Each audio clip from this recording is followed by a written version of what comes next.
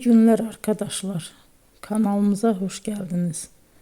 Bugün yine sizler için yepyeni videolarla karşınızdayım.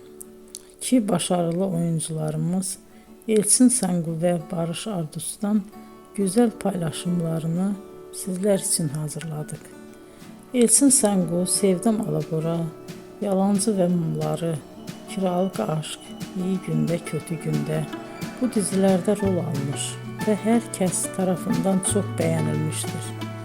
Biz de Elçin Sangu ve Barış Ardus'tan en güzel sempatik fotolarını sizler için hazırladık. Bu karelerin devamını istiyorsanızsa emeğe saygı olarak kanalımıza abone olup yorum yazmayı unutmayın arkadaşlar. Teşekkür ederim.